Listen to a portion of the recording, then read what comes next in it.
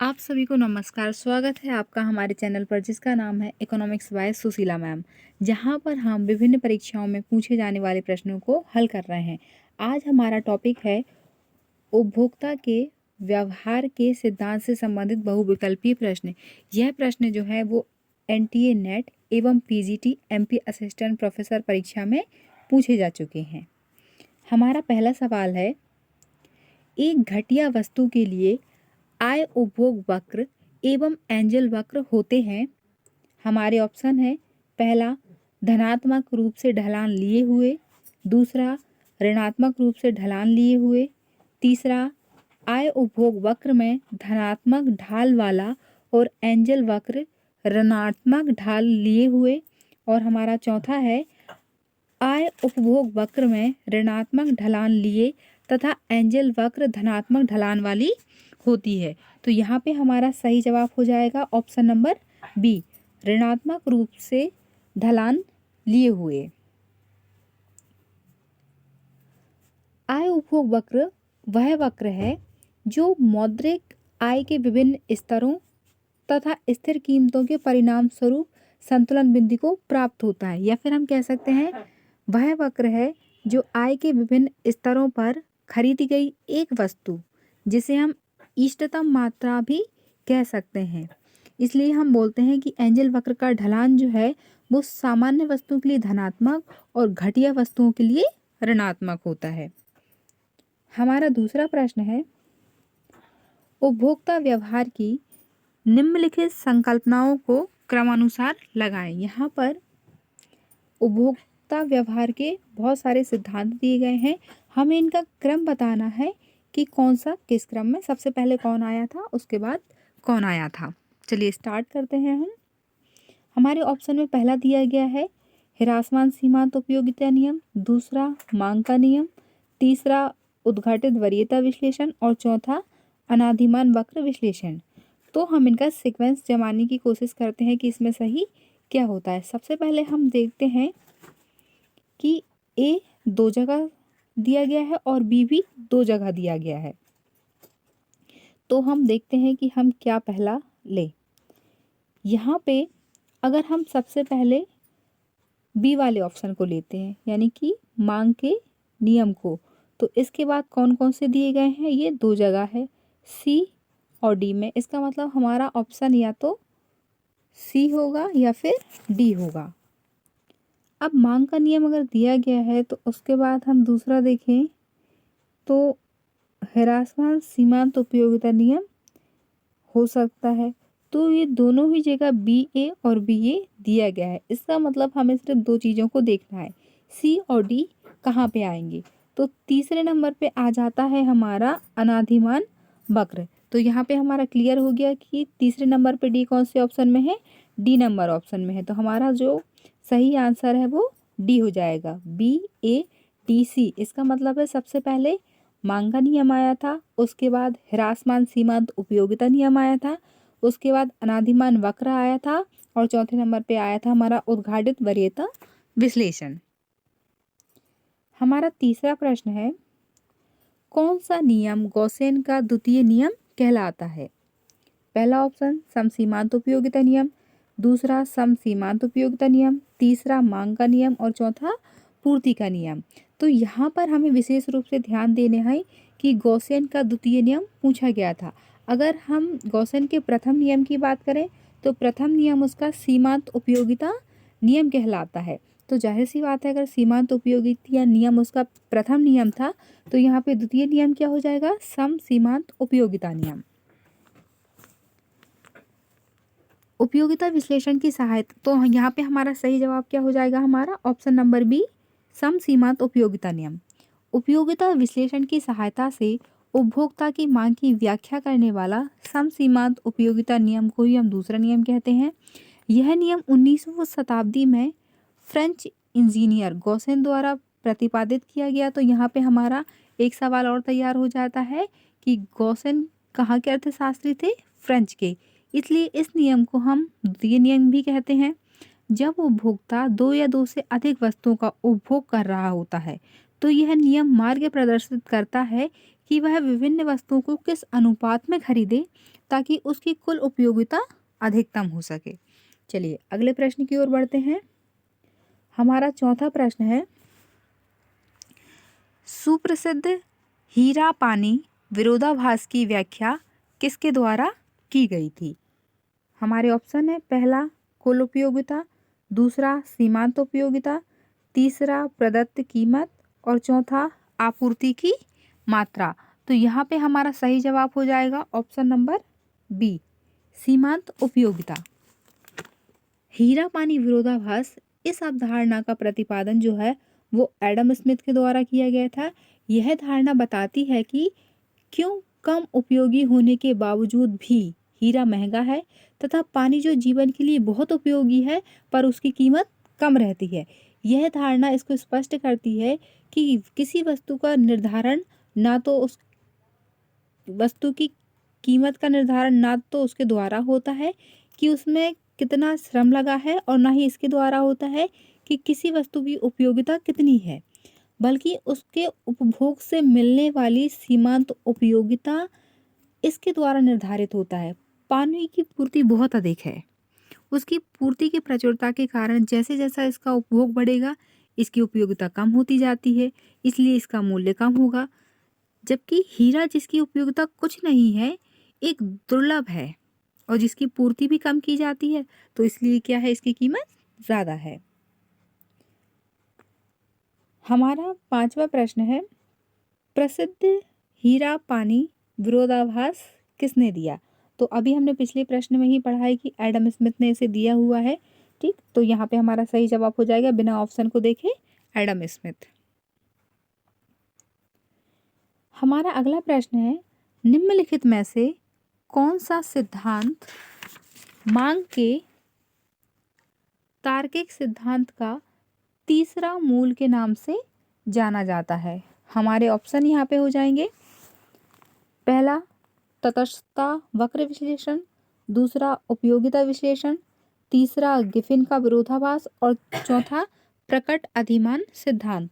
तो यहाँ पे हमारा सही जवाब हो जाएगा ऑप्शन नंबर डी, प्रकट अधिमान सिद्धांत। सैमुअल्सन का प्रकट अधिमान सिद्धांत व्यवहारवादी क्रम संख्यात्मक विश्लेषण है जो मांग के तार्किक सिद्धांत का तीसरा मूल नाम से जाना जाता है। हिग्स के द्वारा इसे सशक्त आदेश के अंतर्गत प्रत्यक्ष संगति परीक्षण कहते हैं। यह सिद्धांत बाजार में उपभोक्ता के अवलोकित व्यवहार के आधार पर दो वस्तुओं एक संयोग के लिए उपभोक्ता के अधिमान का विश्लेषण करता है। हमारा छठवां प्रश्न है, निम्नलिखित में से कौन से गणनावाचक उपागम से संबंधित है? पहला प्रकट अधिमान सिद्धांत, दूसरा तटस्थता वक्र विश्लेषण, तीसरा उपयोगिता सिद्धांत और चौथा इनमें से कोई नहीं। तो यहाँ पे हमारा सही जवाब हो जाएगा ऑप्शन नंबर सी, उपयोगिता सिद्धांत। उपयोगिता सिद्धांत गणनावाचक उपागम से संबंधित है। मार्शल का यह मत है कि उपयोगिता एक मनोवैज्ञानिक तत्व होने के बावजूद भी मुद्रा के द्वारा मापी जा सकती है। किसी भी वस्तु का मूल्य हम उसकी उपयोगिता से अधिक देने के लिए तैयार नहीं होते। इसका अर्थ यह है कि किसी वस्तु की उपयोगिता उस वस्तु के बदले दिए जाने वाले रुपए के बराबर हुई और किसी वस्तु के बदले दिया जाने वाला मूल्य ही उस वस्तु की उपयोगिता का माप है। चलिए हमारा आठवां प्रश्न है, पीछे की ओर झुका हुआ एंजल वक्र किससे संबंधित है? पहला उत्कृष्ट वस्तुएं, दूसरा निकृष्ट वस्तुएं, तीसरा तटस्थ वस्तुएं और चौथा इनमें से कोई नहीं। तो हमारा सही जवाब हो जाएगा इसमें निकृष्ट वस्तुएं। पीछे की ओर झुका हुआ एंजल वक्र, अगर हम इससे एक ग्राफ के माध्यम से समझें तो एक्स वाई यहाँ पर हो जाएगा हमारा ओ। तो अब अगर हम इस वक्र को समझें इस तरीके से, ये क्या हो गया हमारा एंजल वक्र। यहाँ पर मात्रा दी होती है आई की मात्रा और यहाँ पे वस्तु की मात्रा दी होती है। तो पीछे की ओर झुका हुआ एंजल वक्र निकृष्ट वस्तुओं से संबंधित है। जब वह तथा आय के बीच संबंध स्थापित करते हैं तो ऐसा वक्र खींचते हैं जो आय की मात्रा तथा व्यय की मात्रा के बीच संबंध स्थापित करता है, जिसे हम किस नाम से जानते हैं? एंजल व्यय वक्र के नाम से जानते हैं। पर जब उपभोग की मात्रा तथा आय स्तर के बीच संबंध स्थापित करने वाला वक्र खींचते हैं तो इसे एंजल उपभोग वक्र कहते हैं। और हम प्रायः देखते हैं कि जैसे जैसे आय बढ़ती है तो जो वस्तु प्रारंभ में उच्च कोटि की होती है सामान्य हो जाती है और आय के और बढ़ने पर निकृष्ट कोटि में परिवर्तित हो जाती है। हमारा 9वां प्रश्न है, हिक्स के उपभोक्ता की बचत की धारणा के पुनर्निर्माण से संबंधित 4 धारणाओं में निम्नलिखित में से कौन सा सम्मिलित नहीं है? यहाँ पर हमें बहुत सारे ऑप्शन दिए गए हैं जिसमें हमें बताना है कि हिक्स की उपभोक्ता की बचत की धारणा में कौन सम्मिलित नहीं है। पहला ऑप्शन है हमारा आय में मात्रा क्षतिपूरक परिवर्तन, दूसरा आय में मात्रा समतुल्य परिवर्तन, तीसरा आय में मात्रा समतुल्य परिवर्तन और चौथा है हमारा कीमत में आय क्षतिपूरक परिवर्तन। तो यहाँ पे हमारा सही जवाब हो जाएगा हमारा ऑप्शन नंबर डी, कीमत में आय क्षतिपूरक परिवर्तन। हिक्स के उपभोक्ता की बचत की धारणा में 4 धारणाएं हैं। पहला, आय में मात्रा क्षतिपूरक परिवर्तन, ठीक, इसमें से सिर्फ हम, और दूसरा आय में मात्रा समतुल्य परिवर्तन, तीसरा आय में कीमत समतुल्य परिवर्तन और चौथा आय में कीमत क्षतिपूरक परिवर्तन। हमारा अगला सवाल है, कीमत प्रभाव की गणना करते समय कौन स्थिर रहता है? हमारा पहला ऑप्शन है मौद्रिक आय, दूसरा वास्तविक आय, तीसरा मूल्य अनुपात और चौथा उपरोक्त सभी। तो यहाँ पे हमारा सही जवाब हो जाएगा ऑप्शन नंबर ए, मौद्रिक आय। कीमत प्रभाव की गणना करते समय मौद्रिक आय स्थिर रहती है। कीमत प्रभाव यह बताता है कि एक वस्तु X की कीमत में परिवर्तन होने से उपभोक्ता द्वारा खरीदी गई उसकी मात्रा में क्या परिवर्तन होता है, जबकि उपभोक्ता की आय, रुचि और अधिमान अन्य वस्तु Y की कीमत दी हुई होती है। हमारा 11वां प्रश्न है, एक ग्राहक की क्रय शक्ति में परिवर्तन के द्वारा मांग में परिवर्तन कहलाता है। हमारे ऑप्शन है आय प्रभाव, दूसरा मूल्य प्रभाव, तीसरा प्रतिस्थापन प्रभाव और चौथा प्रदर्शन प्रभाव। तो यहाँ पे हमारा सही जवाब हो जाएगा ऑप्शन नंबर ए, आय प्रभाव। एक ग्राहक की क्रय शक्ति में परिवर्तन के द्वारा मांग में परिवर्तन आय प्रभाव कहलाता है। दो मुद्राओं की आंतरिक क्रय शक्ति का अनुपात क्रय शक्ति क्षमता कहलाता है। यह व्यक्ति की आय पर प्रत्यक्ष रूप से प्रभाव डालता है। हमारा 12वां प्रश्न है, एक उपभोक्ता संतुलन में तब कहा जाता है जब वह अधिकतम प्राप्त करता है। हमारे ऑप्शन है पहला लाभ, दूसरा सुविधा, तीसरा संतुष्टि और चौथा इनमें से कोई नहीं। तो यहाँ पे हमारा सही जवाब हो जाएगा संतुष्टि।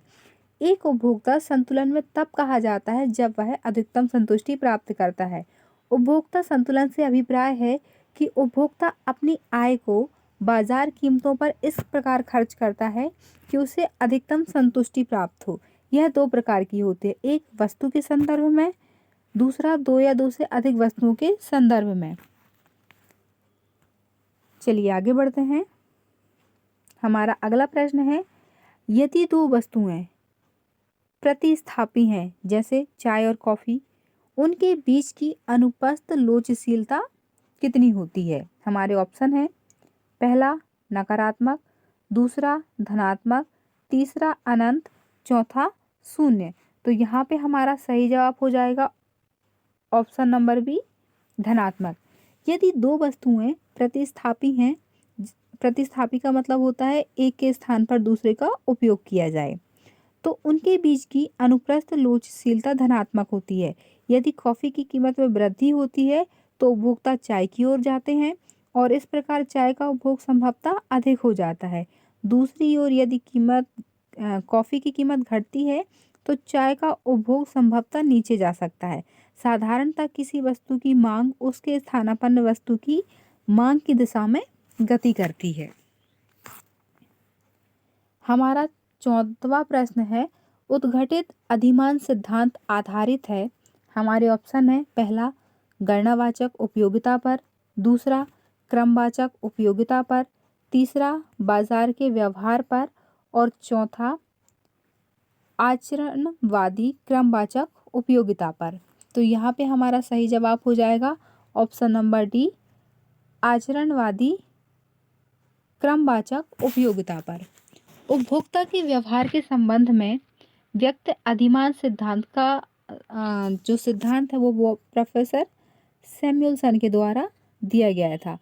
उन्होंने बताया कि उपभोक्ता विवेकपूर्ण होता है, सकारात्मक होता है, सबल क्रमबद्धता की मान्यता को मानता है, उपभोक्ता की रुचि पता होनी चाहिए, उसका व्यवहार पता होना चाहिए और सबसे बड़ी बात है कि मांग की लोच धनात्मक होनी चाहिए। इस सिद्धांत की मान्यताएं हैं। हमारा 15वां सवाल है, उपभोक्ता किस वस्तु की कीमत घटने पर उपभोग घटा देता है। ठीक, यहाँ पे हमें विभिन्न वस्तुओं के नाम दिए गए हैं। हमें बताना है कि उपभोक्ता किस वस्तु की कीमत घटने पर उपभोग को ही घटा देता है। पहला श्रेष्ठ वस्तु, दूसरा निम्न वस्तु, तीसरा गिफिन वस्तु और चौथा उदासीन वस्तु। तो यहाँ पे हमारा सही जवाब हो जाएगा ऑप्शन नंबर सी, गिफिन वस्तु।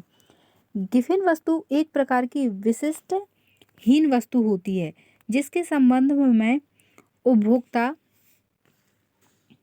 उनकी कीमत गिरने पर उनके उपभोग को घटा देता है तथा उनकी कीमत बढ़ने पर उनके उपभोग को बढ़ा देता है। अर्थात गिफिन पदार्थ की मांग मात्रा उसकी कीमत में परिवर्तन की दिशा में ही बदलती है। गिफिन वस्तुओं की अवस्था में धनात्मक आय प्रभाव ऋणात्मक प्रतिस्थापन प्रभाव से अधिक शक्तिशाली होता है। यही कारण है कि उपभोक्ता वस्तु की कीमत गिरने पर उसकी मांग भी कम कर देते हैं। हमारा 16वां प्रश्न है, उपभोक्ता व्यवहार के उपयोगिता विश्लेषण तरीके में निम्नलिखित में से कौन सी एक मान्यता नहीं है। हमारे ऑप्शन है, पहला उपयोगिता मापनीय है, दूसरा उपयोगिता मुद्रा के रूप में मापनीय है, तीसरा मुद्रा की सीमांत उपयोगिता गिरती जाती है और चौथा मुद्रा की सीमांत उपयोगिता स्थिर रहती है।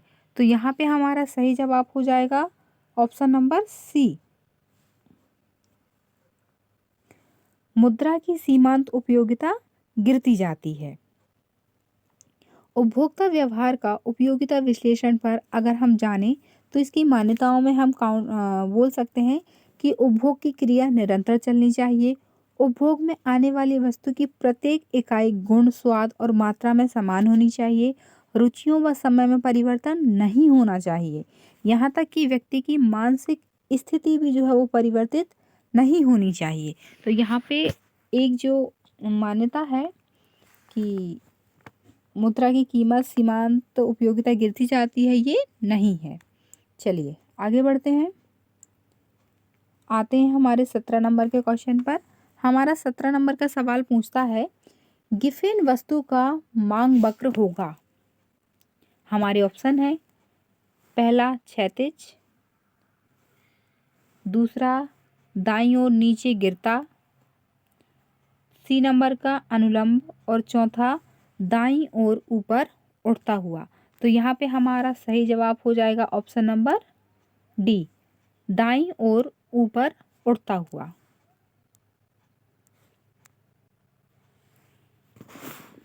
गिफिन वस्तुएं एक विशिष्ट प्रकार की हीन वस्तुएं होती हैं जिनके संबंध में धनात्मक आय प्रभाव ऋणात्मक प्रतिस्थापन प्रभाव से अधिक शक्तिशाली होता है। अर्थात मांग का नियम क्रियाशील नहीं होता है क्योंकि इस दिशा में उपभोक्ता आय का एक बहुत बड़ा भाग वस्तु के क्रय पर खर्च कर रहा होता है। हमारा 18वां सवाल है, बजट प्रभाव से आशय है, हमारे ऑप्शन है पहला आय के वितरण पर सरकारी व्यय, दूसरा निजी क्षेत्र की आय और संपत्ति के वितरण पर कर नीतियों का प्रभाव, तीसरा संसाधनों के आवंटन पर सरकारी व्यय का प्रभाव और चौथा उपरोक्त में से कोई नहीं। तो यहाँ पे हमारा सही जवाब हो जाएगा हमारा ऑप्शन नंबर ए। बजट का मुख्य उद्देश्य आय वितरण की असमानता में कमी लाना है और मुख्यतः यह कर लगाकर किया जाता है।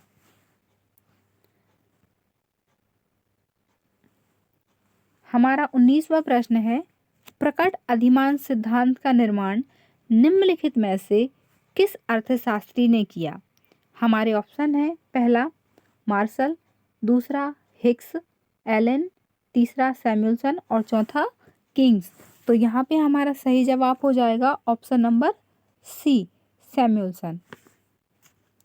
यह प्रश्न जो है वो मध्य प्रदेश की सहायक प्राध्यापक परीक्षा में पूछा गया है, यूपी पीजीटी 2003 में और 2009, 11, 16 में, यानी कि ये यूपी पीजीटी में 4 बार पूछा जा चुका है और छत्तीसगढ़ की असिस्टेंट प्रोफेसर की परीक्षा में भी पूछा गया है। चलिए इसको हम थोड़ा सा समझ लेते हैं।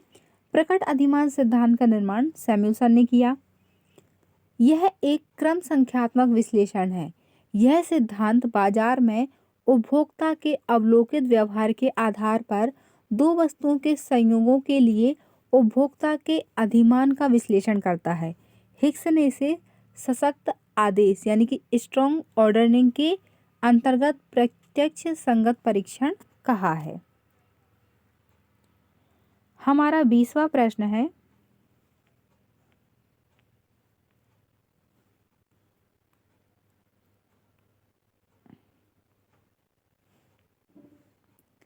जब दो वस्तुएं x तथा y पूर्ण स्थानापन्न होती हैं तो इन दोनों में सीमांत प्रतिस्थापन प्रभाव की दर स्थिर होगी और ऐसी स्थिति में तटस्थता वक्र रेखा का आकार होगा।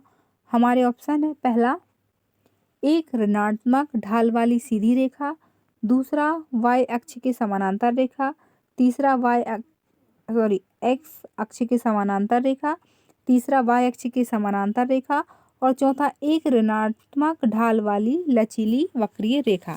चलिए इसको हम एक पैराग्राफ के माध्यम से थोड़ा समझने का प्रयास करते हैं। ये हो गया हमारा x और y। अब यहाँ पर ये आती है हमारी एक रेखा जो इससे टच होगी। इसको हम एक बार फिर से बना लेते हैं। यहाँ पर आता है x, यहाँ पर आता है y और इस रेखा को हम इस तरीके से खींचते हैं। जब दो रेखाएं x और y पूर्ण स्थानापन्न होती हैं तो इन दोनों में सीमांत प्रतिस्थापन की दर स्थिर होगी और ऐसी स्थिति में तटस्थता वक्र रेखा का आकार एक ऋणात्मक ढाल वाली सीधी रेखा होगा जो दो वस्तुओं में पूर्ण स्थापन्न करेगा। ये जो रेखा दिखाई दे रही है ये आपको पूर्ण स्थापन्न वाली सीधी रेखा होती है। तो यहाँ पे हमारा सही जवाब क्या है? ऑप्शन नंबर ए, एक ऋणात्मक ढाल वाली सीधी रेखा, क्योंकि ये धीरे धीरे घट रही है। दो वस्तुएं पूर्ण स्थापन्न कब होती हैं? जब दोनों से मिलने वाली उपयोगिता एक समान होती है, जैसे गेहूं और चावल और चाय और कॉफी। चलिए आगे बढ़ते हैं। हमारा 21वां प्रश्न है, एंजल वक्र निम्न में से किसके बीच संबंध स्पष्ट करता है? हमारे ऑप्शन है पहला उपभोग एवं उपयोगिता, दूसरा उत्पादन एवं उत्पादकता, तीसरा आय एवं उपभोग, चौथा आय एवं उत्पादन। तो यहाँ पे हमारा सही जवाब हो जाएगा ऑप्शन नंबर सी, आय एवं उपभोग। एंजल वक्र उपभोक्ता की आय तथा उपभोग के बीच के मध्य संबंध स्पष्ट करता है। यह आय तथा उपभोग को धनात्मक रूप में दर्शाता है। हमारा 22वां प्रश्न है, गिफेन वस्तु के संदर्भ में हमारे ऑप्शन दिए गए हैं। पहला धनात्मक आय प्रभाव ऋणात्मक स्थापन्य प्रभाव की तुलना में प्रबल होता है।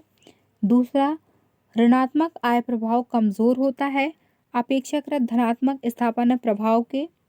तीसरा, ऋणात्मक आय प्रभाव प्रबल होता है अपेक्षाकृत धनात्मक स्थाना प्रभाव के। और चौथे नंबर पे आता है हमारा धनात्मक आय प्रभाव कमजोर होता है अपेक्षाकृत ऋणात्मक स्थानापन्न प्रभाव के। तो यहाँ पे हमारा सही जवाब हो जाएगा ऑप्शन नंबर ए। धनात्मक आय प्रभाव स्थानापन्न प्रभाव की तुलना में धनात्मक होता है और धनात्मक आय प्रभाव ऋणात्मक स्थानापन्न प्रभाव से प्रबल होता है। इसलिए जब गिफिन वस्तु की कीमत में गिरावट होती है तो इसकी मांग भी कम हो जाती है और जब कीमत में वृद्धि होती है तो इसकी मांग भी बढ़ जाती है। गिफिन वस्तु पर मांग का नियम लागू नहीं होता। अब हमारा यहाँ पे एक सवाल और तैयार हो जाता है, क्या गिफिन वस्तुओं पर मांग का नियम लागू होता है? तो हमारा आंसर हो जाएगा नहीं, गिफिन वस्तुओं पर मांग का नियम लागू नहीं होता है। हमारा 22वां प्रश्न है, एक वक्र जो एजवर्थ बॉक्स में x और y वक्रों के सभी स्पर्श बिंदुओं से होकर गुजरता है क्या कहलाता है? हमारा ऑप्शन है पहला अनाधिमान वक्र, दूसरा व्यापार आधानिमान वक्र, तीसरा देव वक्र और चौथा संविदा वक्र। तो यहाँ पर हमारा सही जवाब हो जाएगा ऑप्शन नंबर डी, संविदा वक्र। एक वक्र जो एजवर्थ बॉक्स में x तथा y सममात्रा वक्रों के बीच सभी बिंदुओं से होकर गुजरता है उसे हम क्या कहते हैं? संविदा वक्र या कंस्ट्रक्ट कर्व कहते हैं।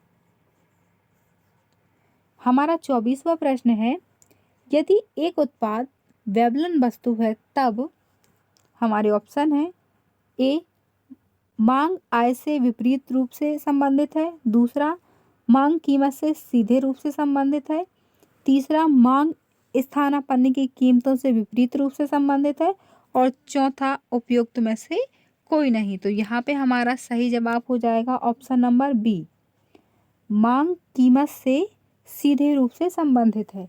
यदि एक उत्पाद वेवलन वस्तु है तब मांग कीमत से सीधे रूप से संबंधित होती है क्योंकि वेवलन वस्तुओं की कीमत अधिक होती है और उपभोक्ता इन वस्तुओं की मांग करके अपनी संपत्ति का प्रदर्शन करते हैं। हमारा 24वां सवाल है, निकृष्ट वस्तुओं का आय प्रभाव होता है। हमारे ऑप्शन है पहला ऋणात्मक, दूसरा धनात्मक, तीसरा अनंत और चौथा शून्य। तो यहाँ पर हमारा सही जवाब हो जाएगा ऑप्शन नंबर ए, ऋणात्मक।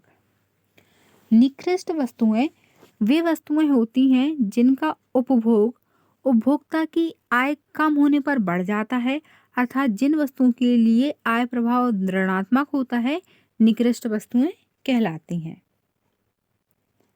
हमारा 25वां प्रश्न है, संतुष्टि के स्तर बिंदु पर सीमांत उपयोगिता की प्रवृत्ति होती है। हमारे ऑप्शन है पहला धनात्मक, दूसरा ऋणात्मक, तीसरा शून्य और चौथा उपरोक्त। तो यहाँ पर हमारा सही जवाब हो जाएगा ऑप्शन नंबर सी, शून्य। संतुष्टि के स्तर पर सीमांत उपयोगिता की प्रवृत्ति शून्य होती है। सीमांत उपयोगिता से आशय किसी वस्तु की एक अतिरिक्त इकाई के उपभोग से उपभोक्ता को प्राप्त होने वाली उपयोगिता से है। ह्रासमान सीमांत उपयोगिता के नियम के कारण प्रत्येक अतिरिक्त इकाई के उपभोग पर मिलने वाली सीमांत उपयोगिता घटती जाती है और संतुष्टि के स्तर पर जहां कुल उपयोगिता अधिकतम होती है सीमांत उपयोगिता शून्य हो जाती है, तत्पश्चात यह क्या हो जाती है? ऋणात्मक। हमारा अगला प्रश्न है, निम्न में से किस नियम के कारण मांग वक्र नीचे की ढाल वाला होता है? हमारे ऑप्शन है पहला उपभोक्ता संतुलन, दूसरा सीमांत उपयोगिता ह्रास, तीसरा उपयोगिता निम्नीकरण और चौथा उपयोगिता अधिकतमीकरण। तो यहाँ पे हमारा सही जवाब हो जाएगा ऑप्शन नंबर बी, सीमांत उपयोगिता ह्रास। सीमांत उपयोगिता ह्रास नियम के कारण मांग वक्र नीचे की ओर ढाल वाला होता है। इस नियम के अनुसार जैसे जैसे उपभोक्ता किसी वस्तु की अतिरिक्त इकाइयों का उपभोग करता जाता है तो उससे मिलने वाली सीमांत उपयोगिता कम होती जाती है और परिणाम स्वरूप उपभोक्ता वस्तु की मांग को कम करता जाता है। सीमांत उपयोगिता ह्रास नियम के अलावा आय प्रभाव, प्रतिस्थापन प्रभाव के कारण भी मतलब मांग वक्र जो है वो 3 चीज़ों के कारण नीचे जाता है। पहला उपयोगिता ह्रास नियम जो हमारे इस प्रश्न का उत्तर है, दूसरा आय प्रभाव और तीसरा प्रतिस्थापन प्रभाव। चलिए बढ़ते हैं हमारे 27वें प्रश्न की ओर। हमारा 27वां प्रश्न है, उपभोक्ता संतुलन में होता है जब सीमांत उपयोगिता होती है। पहला वृद्धिमान, दूसरा उच्चतम, तीसरा समान और चौथा न्यूनतम। तो यहाँ पे हमारा सही जवाब हो जाएगा ऑप्शन नंबर सी, समान। सम सीमांत उपयोगिता के अनुसार उपभोक्ता उस बिंदु पर संतुलन की अवस्था में होता है जहाँ दो वस्तुएं x तथा y पर व्यय की गई मुद्रा की प्रत्येक इकाई से मिलने वाली सीमांत उपयोगिता कैसी हो जाती है, समान हो जाती है। हमारा 28वां प्रश्न है, यदि एक वस्तु की कीमत बढ़ती है तब आय प्रभाव पहला प्रतिस्थापन प्रभाव को मजबूत करता है यदि वस्तु सामान्य है, दूसरा प्रतिस्थापन प्रभाव को निष्प्रभावी करता है यदि वस्तु निकृष्ट है, तीसरा ए और बी दोनों और चौथा उपरोक्त में से कोई नहीं। तो इस प्रश्न का आंसर हो जाएगा हमारा क्या था हमारा चौथा ऑप्शन, उपरोक्त में से कोई नहीं। तो इस प्रश्न का हमारा सही जवाब हो जाएगा ऑप्शन नंबर सी, ए और बी दोनों। सामान्य वस्तुओं के संदर्भ में आय प्रभाव तथा प्रतिस्थापन प्रभाव एक ही दिशा में कार्य करते हैं। जब एक सामान्य वस्तु की कीमत बढ़ती है तो उपभोक्ता की वास्तविक आय कम हो जाती है, अतः उपभोक्ता उस वस्तु के स्थानापन्न वस्तु के उपभोग को बढ़ाएगा जो उस वस्तु की वृद्धि से अपेक्षाकृत सस्ती होगी। अतः सामान्य वस्तु के संदर्भ में आय प्रभाव प्रतिस्थापन प्रभाव को कैसा करता है, मजबूत बनाता है। निकृष्ट वस्तुओं के संबंध में अगर हम बात करें तो आय प्रभाव तथा प्रतिस्थापन प्रभाव विपरीत दिशा में कार्य करते हैं। हमारा 29वां प्रश्न है,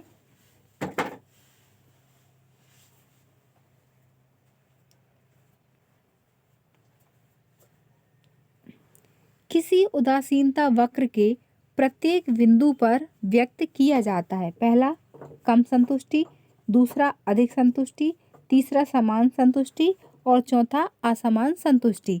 तो यहाँ पर हमारा सही जवाब हो जाएगा समान संतुष्टि। उदासीनता वक्र दो वस्तुओं के उन विभिन्न संयोगों का बिंदुपथ होता है जिनसे उपभोक्ता को समान संतुष्टि मिलती है अथवा जिनके प्रति उपभोक्ता तटस्थ या उदासीन होता है। इससे स्पष्ट है कि उदासीनता वक्र के प्रत्येक बिंदु पर समान संतुष्टि व्यक्त की जाती है। हमारा 30वां सवाल है, ए उत्पाद के पूरक वस्तु की कीमत में वृद्धि करेगी।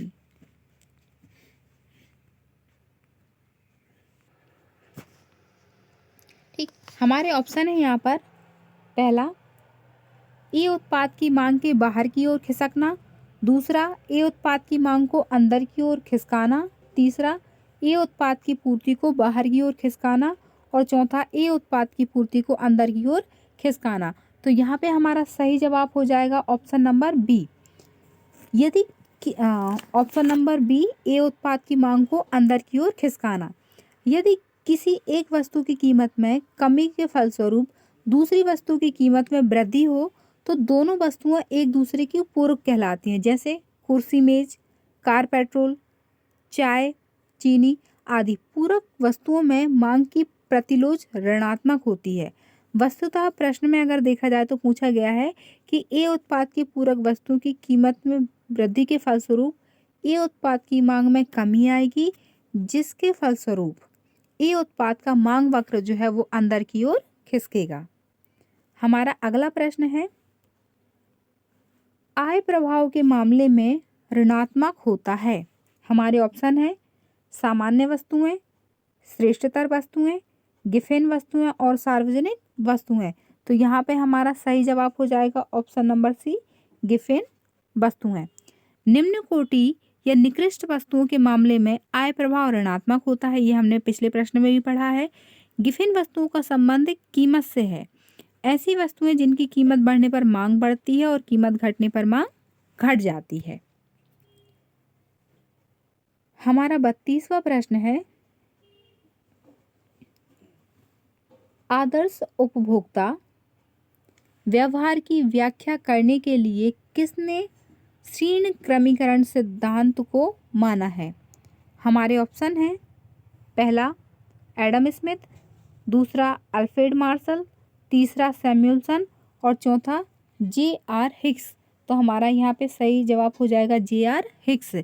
आदर्श उपभोक्ता के व्यवहार की व्याख्या करने के लिए जे.आर. हिक्स ने ऋण क्रमीकरण को सिद्धांत के रूप में माना था। हिक्स के अनुसार उदासीनता वक्र विश्लेषण में उपभोक्ता अधिमान एक निवल क्रमबद्धता पर आधारित होता है, क्योंकि उदासीन वक्र पर सभी बिंदु क्रमीकृत नहीं होते हैं। चलिए अगले सवाल की ओर बढ़ते हैं। हमारा 33वां सवाल है, जिसमें अभिकथन, एक कथन और एक कारण दिया गया है। ऐसे प्रश्न भी हमारी परीक्षाओं में बहुत पूछे जाते हैं। चलिए तो हम कहते हैं कि अभिकथन क्या दिया गया है। प्रकटित अधिमान सिद्धांत गिफिन वस्तु को बहिष्कृत करता है।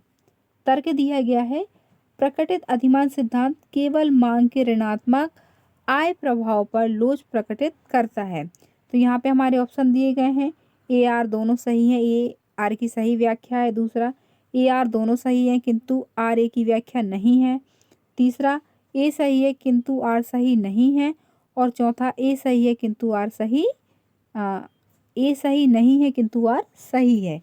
तो यहाँ पे हमारा सही जवाब हो जाएगा हमारा ऑप्शन नंबर सी, ए सही है किंतु आर सही नहीं है। इसका मतलब है कि जो हमारा कथन दिया गया है वह सही है, लेकिन जो तर्क दिया गया है वह सही नहीं है।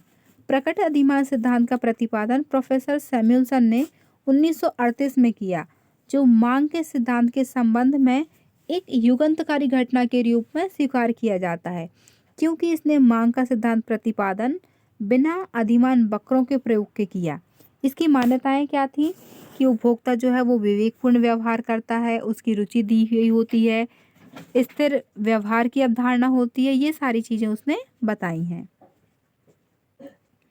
यहाँ पे हमारा 34वां सवाल है, कीमत प्रभाव के स्पष्टीकरण में निम्नलिखित में से कौन सा स्थिर रहता है? पहला वास्तविक आय, दूसरा मौद्रिक आय, तीसरा कीमत अनुपात। ये सारी चीजें दी गई हैं। तो इसमें से हमारा सही जवाब क्या हो जाएगा? ऑप्शन नंबर बी, केवल बी, मतलब केवल इसमें मौद्रिक आय जो है वो सही है।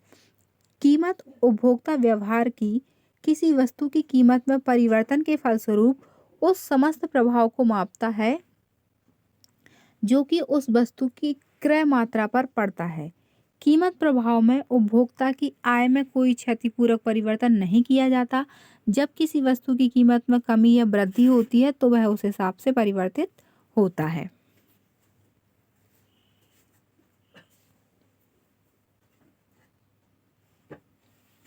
हमारा 35वां सवाल है,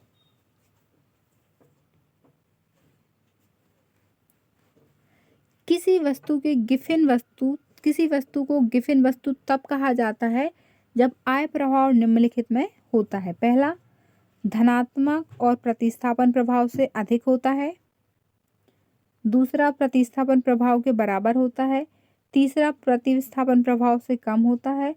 और चौथा, ऋणात्मक और प्रतिस्थापन प्रभाव से अधिक होता है। तो यहाँ पे हमारा सही जवाब हो जाएगा हमारा ऑप्शन नंबर ए, धनात्मक और प्रतिस्थापन प्रभाव से अधिक होता है। इसमें हमारी मुख्य 3 बातों को लिया जाता है।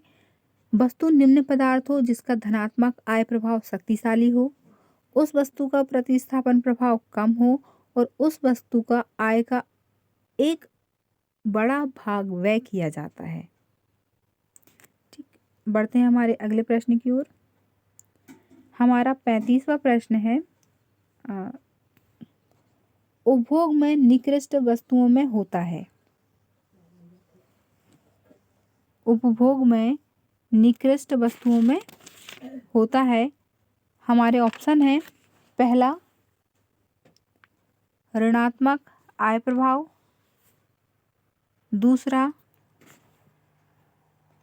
धनात्मक आय प्रभाव, तीसरा शून्य आय प्रभाव और चौथा असीमित आय प्रभाव। तो यहाँ पे हमारा सही जवाब हो जाएगा ऑप्शन नंबर ए, ऋणात्मक आय प्रभाव।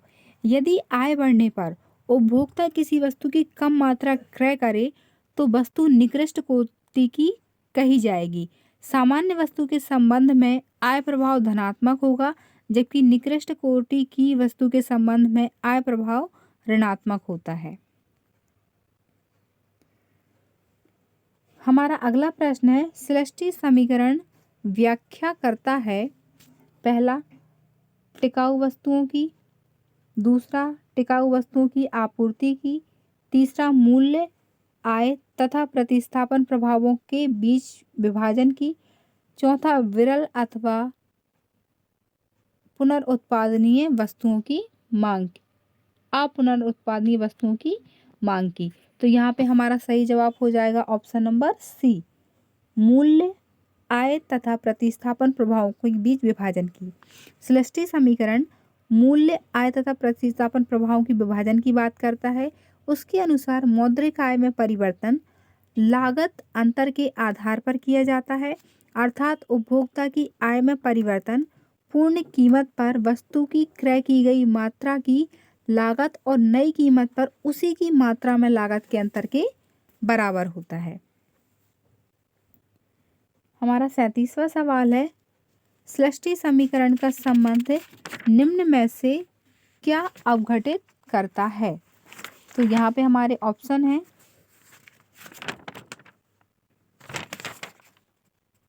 हमारा पहला ऑप्शन है मूल्य प्रभाव को प्रतिस्थापन और आय प्रभावों से, दूसरा वस्तुओं को उत्कृष्ट और निकृष्ट वस्तुओं में, तीसरा वस्तुओं को आवश्यकताओं और विलासिता में, और चौथा उपभोक्ता और उत्पादन अधिशेष में।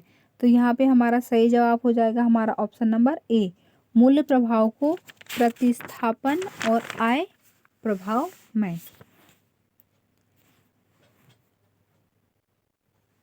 हमारा 38वां सवाल है, गिफेन विरोधाभास तब होता है जब आय का प्रभाव, हमारे विकल्प हैं, पहला प्रतिस्थापन प्रभाव की तुलना में अधिक होता है, दूसरा प्रतिस्थापन प्रभाव के समान होता है, तीसरा प्रतिस्थापन प्रभाव से कम होता है, और चौथा नकारात्मक और प्रतिस्थापन प्रभाव से अधिक होता है।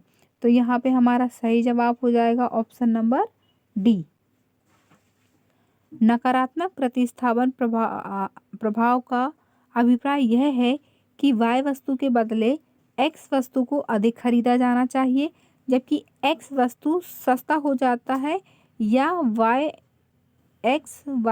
x वस्तु y वस्तु के लिए प्रतिस्थापित या घटिया माल के मामले में हो। आय प्रभाव ऋणात्मक होता है। नकारात्मक आय प्रभाव से तात्पर्य होता है कि वस्तु की कीमतों में गिरावट के बावजूद भी उसे नहीं खरीदा जा रहा है। चलिए बढ़ते हैं हमारे 39वें प्रश्न की ओर।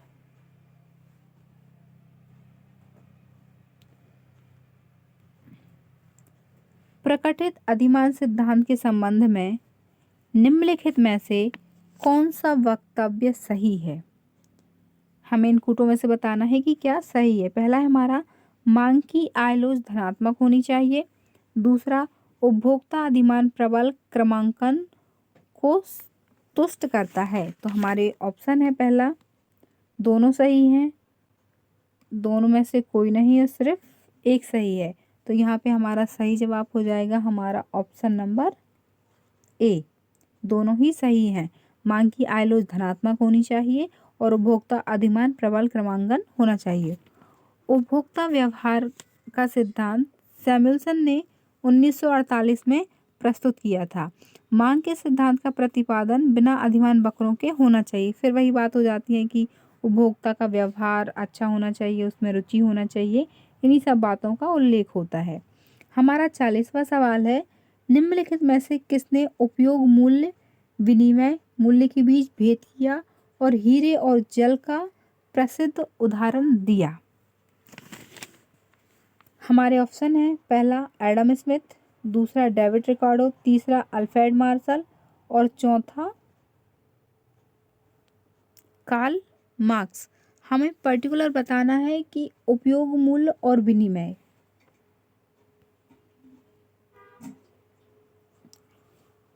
मूल्य भेद किसने किया था? तो यहाँ पे हमारा सही जवाब हो जाएगा option number A, Adam Smith. उपयोगिता शब्द का सर्वप्रथम प्रयोग जो है वो ब्रिटिश अर्थशास्त्री जेरेमी बेंथम ने किया था। वहीं एडम स्मिथ ने इस शब्द का उपयोग कर मूल्य और विनिमय के बीच के संबंध को स्थापित किया और इसके विरोधाभास को प्रस्तुत किया। हमारा 41वां प्रश्न है, गणनात्मक उपयोगिता सिद्धांत की मूलभूत मान्यताएं क्या हैं? हमारा पहला ऑप्शन है, उपयोगिता मापनीय तथा परिमापनीय तत्व है। दूसरा, मुद्रा की सीमांत उपयोगिता वास्तविक आय में परिवर्तनों के साथ परिवर्तित होती है। तीसरा, विभिन्न वस्तुओं से व्युत्पन्न उपयोगिताएं अंतर्निर्भर होती हैं। और चौथा, सीमांत उपयोगिता के व्यवहार को समझने में अंतर्निरीक्षात्मक पद्धति का उपयोग होता है। हमारे ऑप्शन है, एक और दो दोनों सही हैं, या फिर पहला और चौथा सही है। तो यहाँ पे हमारा सही जवाब हो जाएगा हमारा ऑप्शन नंबर बी, पहला और चौथा दो सही हैं। तो उपयोगिता मापनीय तथा परिमाणात्मक है और चौथा सीमांत उपयोगिता के व्यवहार को समझने में अंतर्निरीक्षात्मक पद्धति का उपयोग किया जाता है। हमारा 42वां प्रश्न है, एंजल वक्र क्या संकेत करता है?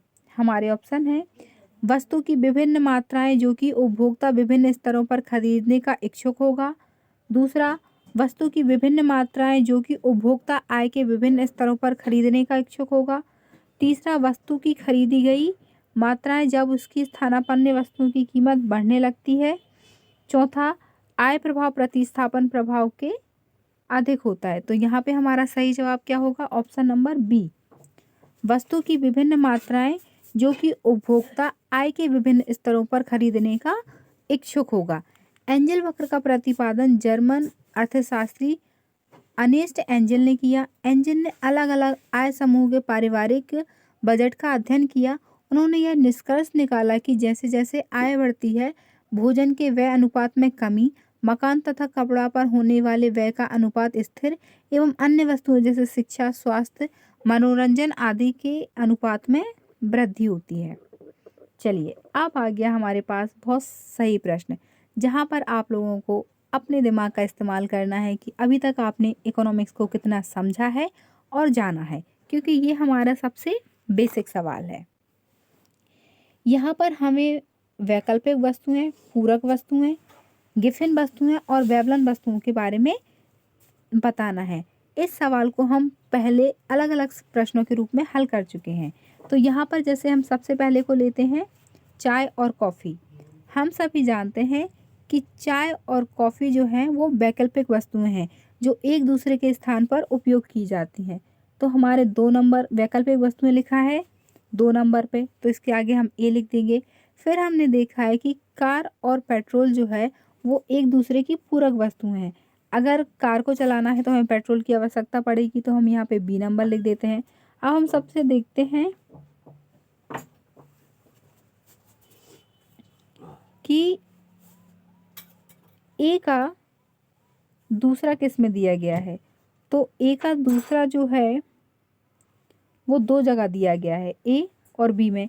फिर हम देखते हैं कि बी का चौथा किस में दिया गया है, तो वो बी नंबर पे दिया गया है। तो यहाँ पे हमारा सीधा सा क्या सही हो जाएगा? Option number B. एक बार हम इसको अच्छे से पढ़ लेते हैं। चाय और कॉफ़ी जो है वो वैकल्पिक वस्तुएं होती हैं एक के स्थान पर दूसरे का उपयोग किया जाता है। कार एवं पेट्रोल पूरक वस्तुएं होती हैं, एक के बिना दूसरे का काम नहीं चलता है। स्वर्ण और हीरा जो है वो बेबलन वस्तुएं हैं और रागी एवं बाजरा जो है वह गिफिन वस्तुएं हैं। चलिए बढ़ते हैं हमारे अगले सवाल की ओर। उपभोक्ता व्यवहार का प्रकटित अधिमांश सिद्धांत इस पर आधारित है। हमारे ऑप्शन है, पहला संगतता, दूसरा प्रबल क्रमण, तीसरा मांग की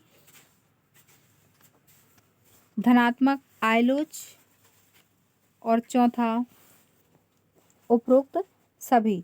तो यहाँ पे हमारा सही जवाब हो जाएगा ऑप्शन नंबर डी, उपरोक्त सभी।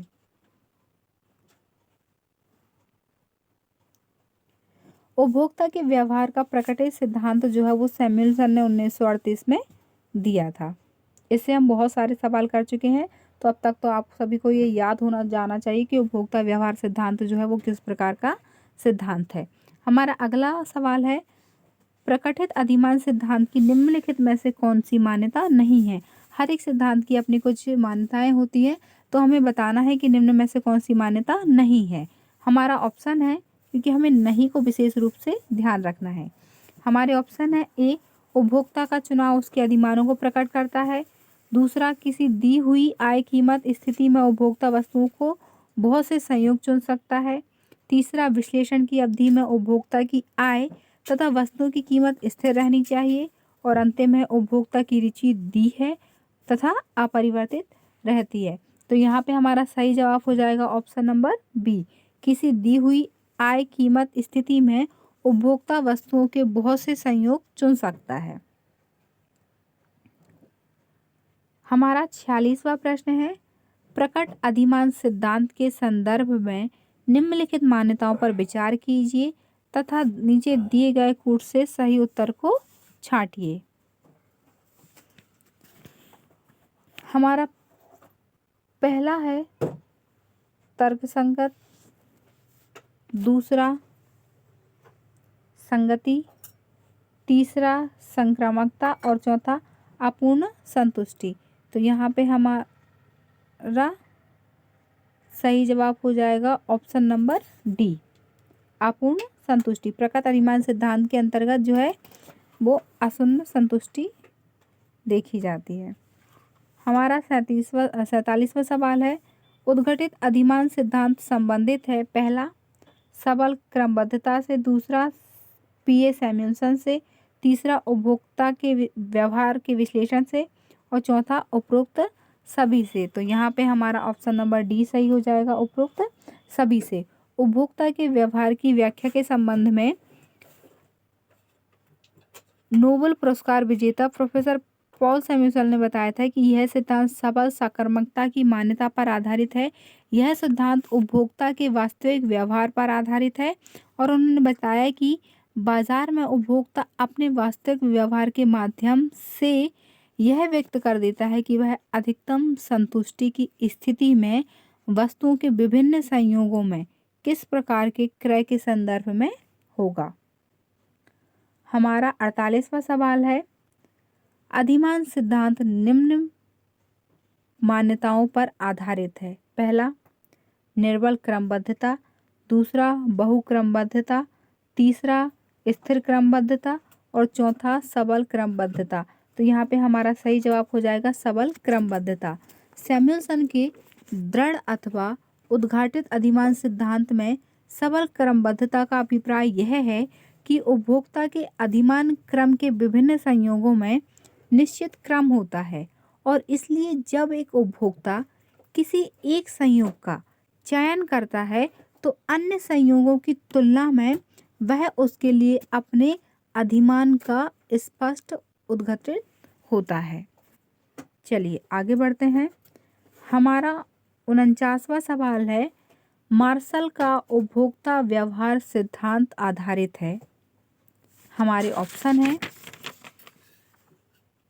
योगात्मक उपयोगिताओं की परिकल्पना पर, दूसरा स्वतंत्र उपयोगिताओं की परिकल्पना पर, तीसरा ए और बी दोनों, और चौथा कमज़ोर क्रम स्थापन पर। तो यहाँ पर हमारा सही जवाब हो जाएगा ऑप्शन नंबर सी, ए और बी दोनों। किसी वस्तु के क्रय या उसकी मांग या उसके उपभोग की मात्रा के संबंध में कोई उपभोक्ता विभिन्न वस्तुओं में किस प्रकार से व्यवहार करता है। जैसे उपभोक्ता विवेकपूर्ण होता है, सीमित साधन या असीमित मौद्रिक आय होती है, उपयोगिता का संख्यात्मक माप हम कर सकते हैं, संख्यात्मक माप विश्लेषण हम देख सकते हैं, मुद्रा की सीमांत उपयोगिता के स्थिर रहने की मान्यता भी होती है। चलिए, हमारा 50वां और अंतिम प्रश्न है, उपभोक्ता उस बिंदु पर अपना संतुलन प्राप्त करता है जहां हमारे ऑप्शन है, पहला कुल उपयोगिता बराबर कीमत, दूसरा सीमांत उपयोगिता और कीमत, तीसरा सीमांत उपयोगिता कीमत और चौथा सीमांत उपयोगिता बराबर कीमत। तो यहाँ पर हमारा सही जवाब हो जाएगा ऑप्शन नंबर डी, सीमांत उपयोगिता बराबर होती है कीमत के। उपभोक्ता उस बिंदु पर अपना संतुलन प्राप्त करता है जहाँ सीमांत उपयोगिता बराबर कीमत हो, अर्थात MUX बराबर PX। यहाँ पर उपभोक्ता जो है वो अपना संतुलन प्राप्त करता है। चलिए, इस वीडियो को पूरा देखने के लिए बहुत बहुत धन्यवाद। अगर आपको यह वीडियो अच्छी लगी है तो आप कमेंट करके ज़रूर बताइएगा और इस वीडियो को लाइक कीजिएगा और चैनल को सब्सक्राइब। धन्यवाद।